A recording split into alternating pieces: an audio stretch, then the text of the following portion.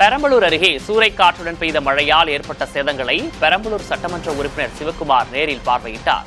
பழைய விராலிப்பட்டி பகுதியில் பலத்த காற்றுடன் பெய்த மழையால் மின்கம்பங்கள், மாற்றுத் தொழுவங்கள், தகர வீடுகள் சேதமடைந்தன. இந்நிலையில் மழையால் ஏற்பட்ட சேதத்தை தவிக சட்டமன்ற உறுப்பினர் சிவக்குமார் பார்வையிட்டார். பாதிக்கப்பட்டோருக்கு உரிய இழப்பீடு வழங்க நடவடிக்கை எடுக்கப்படும் என அவர் உறுதியளித்தார்.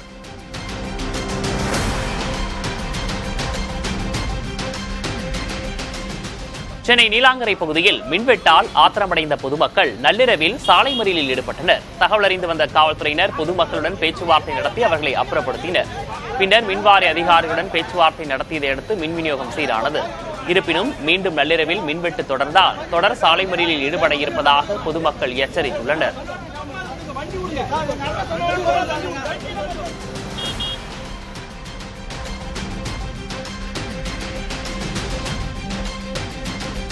கடலூரில் உழவர் சந்தை மற்றும் அரசு மருத்துவமனை வளாகத்தில் உள்ள அம்மா உணவகங்களில் மாவட்ட ஆட்சியர் சிபி ஆதித்ய செந்தில்குமார் ஆய்வு மேற்கொண்டார். அப்போது உழவர் சந்தை உணவகம் தூசிகள் மண்டி பாழடைந்து கிடந்ததைக் கண்டு அதிர்ச்சியடைந்த அவர் உடனடியாக அதனை சீரமைக்க உத்தரவிட்டார். இத்தனை காலம் அதிகாரிகள் ஏன் ஆய்வு செய்யவில்லை என பொதுமக்களில் சிலர் அதிருப்தி தெரிவித்த நிலையில் அம்மா உணவகங்கள் அனைத்தும் விரைவில் புனரமைக்கப்படும் என ஆட்சியர் உறுதியளித்தார்.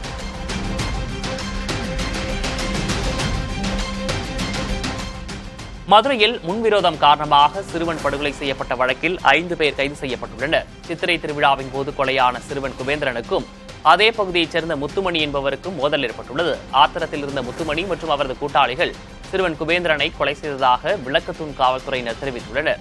சிசிடிவி காட்சிகளின் அடிப்படையில் கொலையில் தொடர்புடைய முத்துமணி, அவரது சகோதரர் ஹரிகிருஷ்ணன், முத்துக்குமார், சதீஷ்குமார், ராஜ் ஆகிய 5 பேரையும் காவல்துறையினர் கைது செய்தனர். இதனிடையே முத்துமணி தாய் நடத்தி வந்த பழக்கடையை கொலை செய்யப்பட்ட சிறுவனின் குடும்பத்தினர் ஆத்திரத்தில் சூறையாடியது பரபரப்பை ஏற்படுத்தியுள்ளது.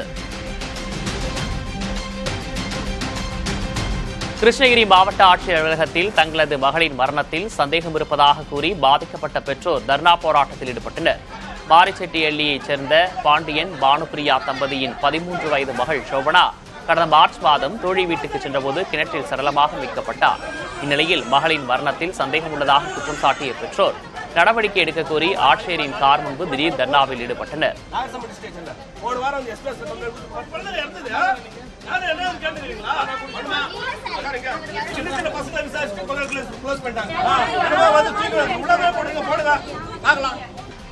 தமிழக சட்டமன்றத்தில் மதுராந்தகம், பெருந்துறை, தாராபுரம் ஆகிய 3 தொகுதிகள் காலியானதாக அறிவிக்கப்பட்டு அரசிதழில் வெளியிடப்பட்டுள்ளது. 2026 சட்டமன்ற தேர்தலில் இந்த 3 தொகுதிகளில் அதிமுக சார்பில் போட்டியிட்டவர்கள் வெற்றி பெற்றனர். மதுராந்தகம் மரகதம் குமாரவேல், பெருந்துறை ஜெயக்குமார் மற்றும் தாராபுரம் சத்யபாமா ஆகிய இந்த மூவரும் தங்களது பதவிகளை ராஜினாமா செய்துவிட்டு தமிழக வெற்றிக் கழகத்தில் இணைந்தனர். அவர்களின் ராஜினாமாவை சபாநாயகர் ஏற்றுக்கொண்டதை தொடர்ந்து 3 தொகுதிகளும் காலியானதாக அறிவிக்கப்பட்டுள்ளன. முன்னதாக சட்டமன்ற தேர்தலில் 2 தொகுதிகளில் வென்ற முதல்வர் விஜய் பெரம்பூர் தொகுதியை தக்க வைத்துக் கொண்டு திருச்சி கிழக்கு தொகுதி எம்எல்ஏ பதவியை ராஜினாமா செய்ததால் அத்தொகுதி ஏற்கனவே காலியானதாக அறிவிக்கப்பட்டுள்ளது. இந்த 4 தொகுதிகளுக்கும் விரைவில் இடைத்தேர்தல் நடத்தப்படும் என்று எதிர்பார்க்கப்படுகிறது. தமிழகத்தில் குறு விவசாயிகளின் கூட்டுறவு கடன் 5,000 முதல் 50,000 ரூபாய் வரை மட்டுமே தள்ளுபடி செய்யப்படும் என்ற முதல்வர் விஜயின் அறிவிப்பு வெறும் கண் துடைப்பு என விவசாயிகள் அதிருப்தி தெரிவித்துள்ளனர். இத்திட்டத்தால் தங்களுக்கு எந்த பயனும் இல்லை என கூறும் அவர்கள் தேர்தல் வாக்குறுதியை முழுமையாக நிறைவேற்ற வேண்டும் என வலியுறுத்தினர். தேர்தல் வாக்குறுதியில் சிறு குறு விவசாயிகளுக்கு பயிர்க்கடன் முழுவதுமாக தள்ளுபடி செய்யப்படும் என்றும் 5 ஏக்கருக்கு மேல் நிலம் வைத்துள்ள விவசாயிகளுக்கு 50 விழுக்காடு கடன் தள்ளுபடி செய்யப்படும் எனவும் தவிக அறிவித்திருந்தது. கணக்கெடுப்பு செய்யறோம்னு சொல்லியிருந்தாங்க. உண்மையிலே நாங்கெல்லாம் சந்தோஷப்பட்டோம். புதிய அரசு வந்திருக்கு, முதலமைச்சர் கையெழுத்து போட போறாரு, விவசாய கடன் தள்ளுபடி செய்ய போறாருன்னு நினைச்சோம். கணக்கெடுப்புன்னு சொல்லி ஏற்கனவே பாத்தீங்க கூட திமுக அரசுல அதிகாரிகள் தான் ஆட்சியை நடத்துறாங்கன்னு. நீங்க பயனாளிகளோட எண்ணிக்கை இவங்க அதிகமா சொல்றதுங்கிறது இந்த குழுக்கடன் வாங்கி இருக்கக்கூடிய விவசாயிகளை கணக்கில் எடுத்துக்கிட்டு குழுக்கடன் வாங்கி இருக்கவங்க எல்லாம் சேர்த்து வச்சு அவங்க சொல்லிட்டு இருக்காங்க. உண்மையிலேயே ஒரு ஏக்கர் 1.5 ஏக்கர் 2 ஏக்கர் வச்சிருக்கக்கூடிய விவசாயிக்கு கூட இந்த கடன் தள்ளுபடி என்பது எந்த விதத்திலையும் பலனளிக்கக்கூடியதால ஒரு விவசாயிக்கு 5,000 தள்ளுபடினா ஒரு நாளுக்கு வண்டி ஓட்டுறதுக்கு கூலி கூட அது ஆகாது சார். இது முற்றிலும் ஏமாற்றக்கூடிய விஷயம் தான். அந்த விவசாயிகள் ரொம்ப வேதனையில இருக்காங்க. மேட்டூர் அணையின் நீர்மட்டம் 78 அடியாக குறைந்துள்ளதால் ஜூன் 12 டெல்டா பாசனத்திற்கு தண்ணீர் திறக்க வாய்ப்பில்லை என்று நீர்வளத்துறை தெரிவித்துள்ளது. காவிரி நீர்பிடிப்பு பகுதிகளில் பருவமழை பெய்யாததாலும் கர்நாடக அணைகளில் போதிய தண்ணீர் இல்லாததாலும் அணை வரலாற்றில் 93வது முறையாக தண்ணீர் திறப்பு தாமதமாகிறது. இதனால் 16 லட்சம் ஏக்கர் பரப்பளவிலான குறுவை நடவு 50% குறையும் அபாயம் ஏற்பட்டுள்ள சூழலில் இதுகுறித்து விவாதிக்க இன்று டெல்லியில் காவிரி மேலாண்மை ஆணையத்தின் அவசர கூட்டம் நடைபெறுகிறது.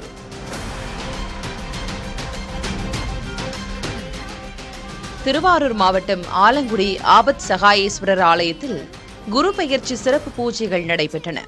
காலை 11 மணிக்கு குரு பகவான் மிதுன ராசியிலிருந்து கடகராசிக்கு இடப்பெயர்ச்சி அடைந்ததாக கூறி அங்கு திரண்டிருந்த ஆயிரக்கணக்கான பக்தர்கள் குருவே சரணம் என பக்தி கோஷமிட்டு வழிபட்டனர்.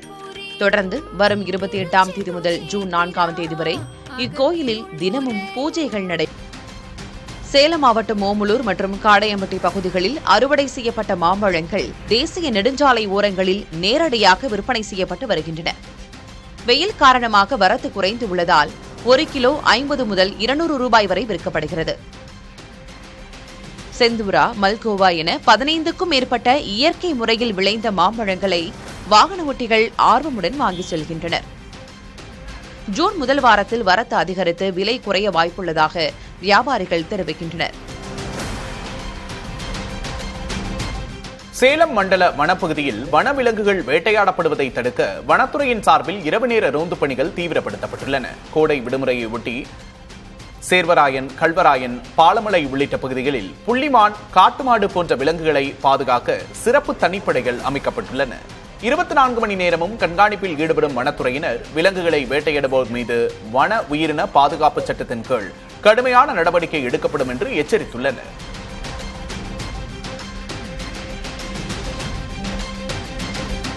தருமபுரி மாவட்டம் முள்ளுவாடி ஏரி நீர் வெளியேறும் கால்வாயில் அடைப்பு ஏற்பட்டதாக குற்றச்சாட்டு எழுந்த நிலையில் பேரூராட்சி ஊழியர்கள் உடனடியாக நடவடிக்கை மேற்கொண்டனர்.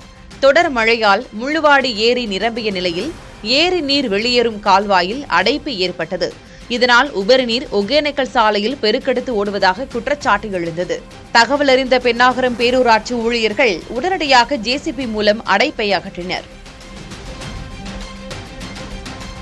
நாமக்கல் மாவட்டம் ராசிபுரத்தில் கனமழையால் சுவர் இடிந்து விழுந்து பெண் ஒருவர் உயிரிழந்த நிலையில் பாதிக்கப்பட்ட குடும்பத்திற்கு தமிழக அரசு சார்பில் 4 லட்சம் ரூபாய் நிவாரணம் வழங்கப்பட்டது. முதல்வர் விஜயின் உத்தரவின்படி அமைச்சர் லோகேஷ் தமிழ்ச்செல்வன் மற்றும் மாவட்ட ஆட்சியர் துர்காமூர்த்தி ஆகியோர் நேரில் சென்ற ஆறுதல் கூறி நிவாரண உதவிக்கான ஆணையை வழங்கினர். ஆபத்தான கட்டடங்களை அகற்ற வேண்டும் என்ற உயிரிழந்த பெண்ணின் மகளின் கோரிக்கையை முதல்வரின் கவனத்திற்கு கொண்டு செல்வதாக அமைச்சர் உறுதியளித்தார். கன்னியாகுமரி மாவட்டத்தில் விதிமீறல்களோடு செயல்பட்டு வந்த 2 கல்குவாரிகளை தற்காலிகமாக நிறுத்த இயற்கை வளங்கள் துறை அமைச்சர் பிரபு உத்தரவிட்டுள்ளார். பொதுமக்களிடமிருந்து வந்த புகார்களின் அடிப்படையில் மாவட்டத்தில் உள்ள 15 கல்குவாரிகளில் புவியியல் மற்றும் சுரங்கத்துறையின் சார்பில் ஆளில்லா விமானம் மூலம் ஆய்வு மேற்கொள்ளப்பட்டது. இதனையடுத்து அமைச்சர் பிரபு கன்னியாகுமரி மாவட்டத்தில் ஆய்வு நடத்திய நிலையில் ட்ரோன் ஆய்வறிக்கையின் அடிப்படையில் விதிமீறல்கள் கண்டறியப்பட்ட 2 கல்குவாரிகள் தற்காலிகமாக நிறுத்தப்பட்டன. மேலும் விரிவான ஆய்வறிக்கையின் அடிப்படையில் அடுத்த கட்ட நடவடிக்கைகள் மேற்கொள்ளப்படும் என்று அதிகாரிகள் தெரிவித்துள்ளனர். NLC சுரங்கம் ஒன்றில் ஏற்பட்ட தீ விபத்தில் பழுப்பு நிலக்கரி மற்றும் சில இயந்திரங்கள் தீப்பற்றி எரிந்தன. தீயை கட்டுப்படுத்த NLC ஊழியர்கள் மற்றும் தீயணைப்பு துறையினர் தீவிர நடவடிக்கை மேற்கொண்டனர். இயந்திரத்தில் ஏற்பட்ட உராய்வின் காரணமாக திடீரென்று தீ விபத்து ஏற்பட்டதாக கூறப்படுகிறது. இதனால் பழுப்பு நிலக்கரி கொழுந்துவிட்டு எரிந்ததோடு அருகில் இருந்த சில இயந்திரங்களும் தீப்பற்றின. தகவல் அறிந்த NLC தீயணைப்பு துறை பொறியாளர்கள் மற்றும் ஊழியர்கள் போர்க்கால அடிப்படையில் செயல்பட்டு தீயை கட்டுக்குள் கொண்டு வந்தனர். சம்பவம் தொடர்பாக NLC நிர்வாகம் உயர்மட்ட விசாரணையை தொடங்கியிருப்பதாக அதிகாரிகள் தெரிவித்துள்ளனர்.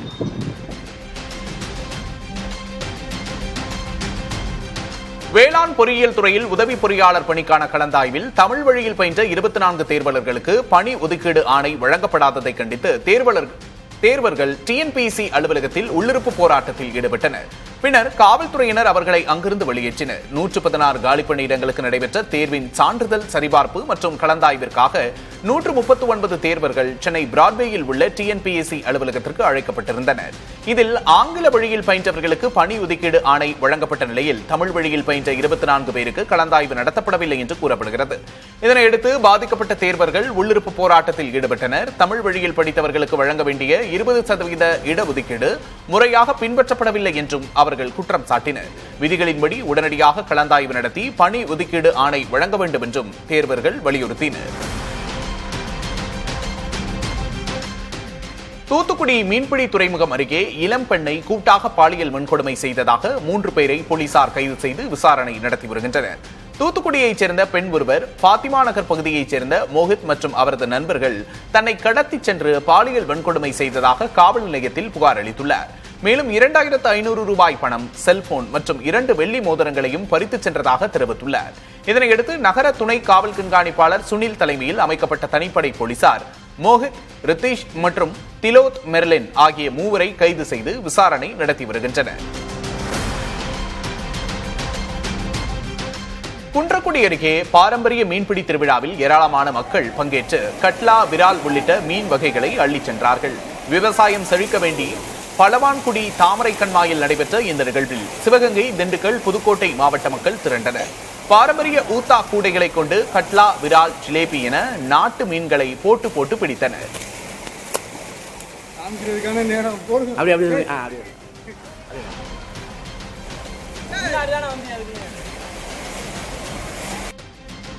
தேனி மாவட்ட ஆட்சியர் அலுவலகத்தில் நடைபெற்ற பொதுமக்கள் குறைதீர்ப்பு முகாமில் 355 கோரிக்கை மனுக்கள் பெறப்பட்டன. முகாமில் வேலைவாய்ப்பு, வீட்டுமனை பட்டா மற்றும் உதவித்தொகை தொடர்பான மனுக்கள் அதிக அளவில் வழங்கப்பட்டன. ஆட்சியர் ரஞ்சித் சிங் தலைமையில் நடைபெற்ற முகாமில் பெறப்பட்ட மனுக்களுக்கு சம்பந்தப்பட்ட துறை அதிகாரிகள் விரைந்து நடவடிக்கை எடுக்க உத்தரவிடப்பட்டது.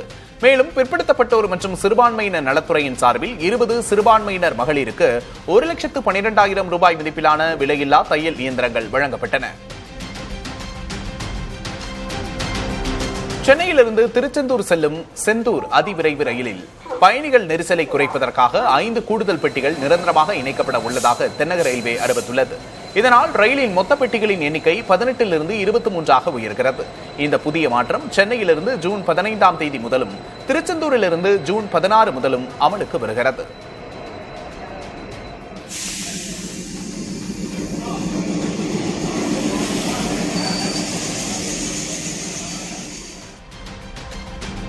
புதுக்கோட்டை மாவட்டம் கந்தர்வக்கோட்டை அருகே உள்ள கொப்பம்பட்டியில் புகழ்பெற்ற ஆண்டியப்ப ஐயனார் கோவில் வைர தேரோட்ட திருவிழா விமர்சையாக நடைபெற்றது. பாரம்பரிய வழக்கப்படி 3 நாட்டு துப்பாக்கி குண்டுகள் முழங்க 1000க்கும் மேற்பட்ட பொதுமக்கள் தேரை வடம் பிடித்து இழுத்தனர். தேரோட்டத்துக்கு முன்னதாக செண்டை மேள முழக்கத்தோடு யானை, குதிரை, ஜல்லிக்கட்டு காளைகளோடு பாரம்பரிய ஊர்வலமும் நடைபெற்றது.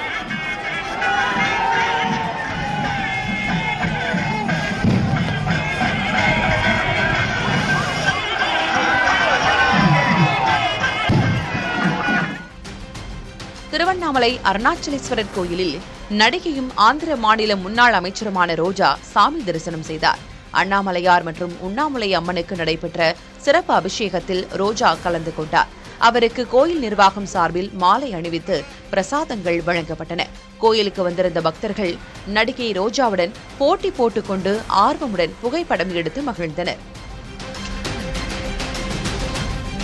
திருவண்ணாமலை மாவட்டம் ஆரணியில் உள்ள பழமையான கில்லா வரதராஜ பெருமாள் கோவிலில் தேரோட்ட திருவிழா கோலாகலமாக நடைபெற்றது. பல்வேறு சிறப்பு அபிஷேகங்கள் மற்றும் அலங்காரத்துக்கு பிறகு வரதராஜ பெருமாளுக்கு தீபாராதனை காண்பிக்கப்பட்டது. தொடர்ந்து 30 அடி உயர தேரை கோவில் நிர்வாகிகளும் பக்தர்களும் சேர்ந்து வடம் பிடித்து இழுத்து வழிபட்டனர்.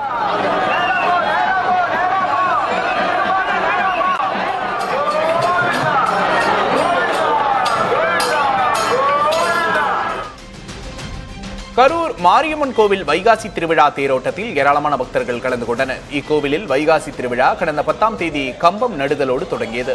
இந்நிலையில் முக்கிய நிகழ்வாக தேரோட்டம் நடைபெற்றது. அலங்கரிக்கப்பட்ட தேரில் அம்மன் எழுந்தருள பக்தர்கள் தேரை வடம் பிடித்து இழுத்தனர்.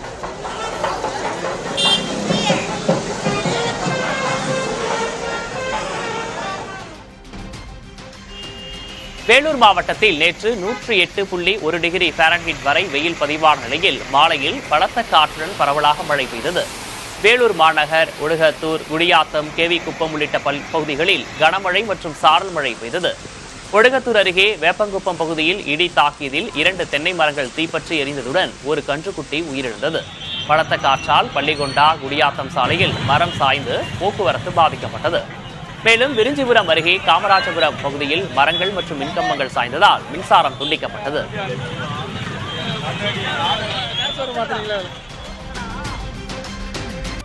தமிழக சட்டமன்றத்தில் மதுராந்தகம், பெருந்துறை, தாராபுரம் ஆகிய 3 தொகுதிகள் காலியானதாக அறிவிக்கப்பட்டு அரசிதழில் வெளியிடப்பட்டுள்ளது. 2026 சட்டமன்ற தேர்தலில் இந்த 3 தொகுதிகளில் அதிமுக சார்பில் போட்டியிட்டவர்கள் வெற்றி பெற்றனர். மதுராந்தகம் மரகதம் குமாரவேல், பெருந்துறை எஸ். ஜெயக்குமார் மற்றும் தாராபுரம் சத்யபாமா ஆகிய இந்த மூவரும் தங்களது பதவிகளை ராஜினாமா செய்துவிட்டு தமிழக வெற்றிக் கழகத்தில் இணைந்தனர். அவர்களின் ராஜினாமாவை சபாநாயகர் ஏற்றுக்கொண்டதை தொடர்ந்து 3 தொகுதிகளும் காலியானதாக அறிவிக்கப்பட்டுள்ளன. முன்னதாக சட்டமன்ற தேர்தலில் 2 தொகுதிகளில் வென்ற முதல்வர் விஜய் பெரம்பூர் தொகுதியை தக்க வைத்துக் கொண்டு திருச்சி கிழக்கு தொகுதி எம்எல்ஏ பதவியை ராஜினாமா செய்ததால் அத்தொகுதி ஏற்கனவே காலியானதாக அறிவிக்கப்பட்டுள்ளது. இந்த 4 தொகுதிகளுக்கும் விரைவில் இடைத்தேர்தல் நடத்தப்படும் என்று எதிர்பார்க்கப்படுகிறது.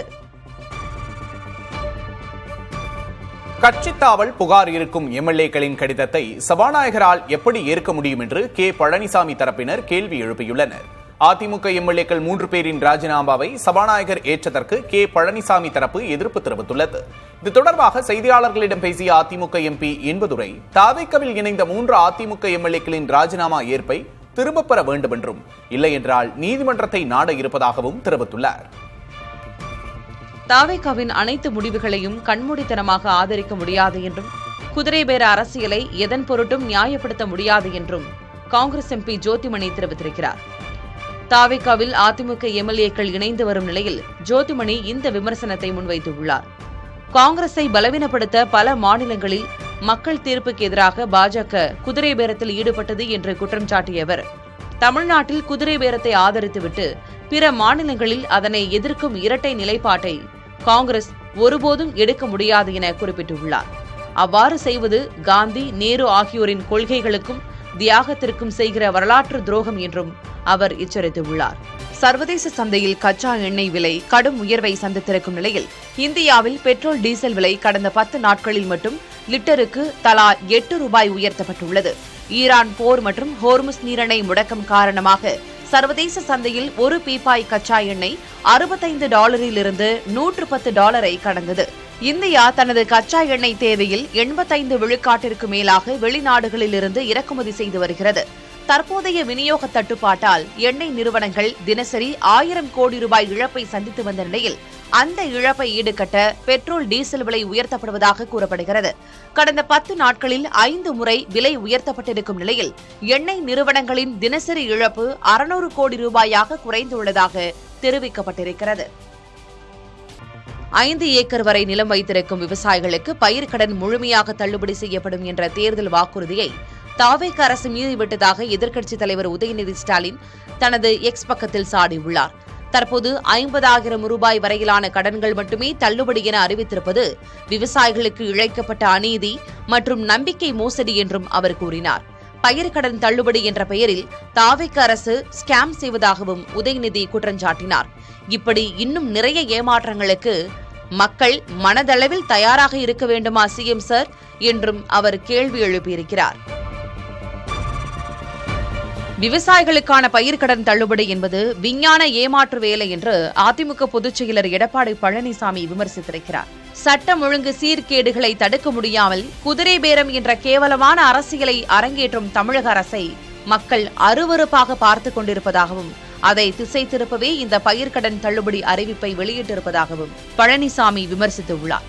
தேர்தல் அறிக்கையில் பயிர்க்கடன்கள் முற்றிலுமாக தள்ளுபடி என சொல்லிவிட்டு தற்போது நிலத்தை அளவுகோலாக வைக்காமல் பணத்தை அளவுகோலாக வைத்து மிகப்பெரிய ஏமாற்று வேலையில் ஈடுபட்டிருப்பதாகவும் குற்றம் சாட்டினார். 2021ஆம் ஆண்டு அதிமுக ஆட்சியில் 12,110 கோடி ரூபாய் பயிர்க்கடன் தள்ளுபடி செய்யப்பட்ட நிலையில் இந்த அரசு வெறும் 2,044 கோடி ரூபாய் மட்டுமே தள்ளுபடி செய்திருப்பதாகவும் விவசாயிகளை ஏமாற்றும் எந்த அரசும் நிலைத்ததாக சரித்திரம் இல்லை என்றும் பழனிசாமி விமர்சித்திருக்கிறார். தாவேக அரசின் விவசாயிகள் பெற்ற பயிர்க்கடன் தள்ளுபடி என்பது ஒட்டுமொத்த குறு சிறு விவசாயிகளுக்கும் இழைக்கப்பட்ட துரோகம் என அமமுக பொதுச் செயலர் டிடிவி தினகரன் விமர்சித்துள்ளார். மாதந்தோறும் 200 யூனிட் இலவச மின்சாரம் என்ற பித்தலாட்டத்தை தொடர்ந்து இந்த விவசாய பயிர்க்கடன் தள்ளுபடி என்பதும் ஏமாற்று வேலை என விமர்சித்துள்ள டிடிவி தினகரன், தேர்தல் அறிக்கையில் சொன்னது போல் 5 ஏக்கருக்கு குறைவாக நிலம் வைத்துள்ள விவசாயிகளுக்கு பயிர்க்கடன்கள் முற்றிலுமாக தள்ளுபடி செய்யப்பட வேண்டும் என வலியுறுத்தினார்.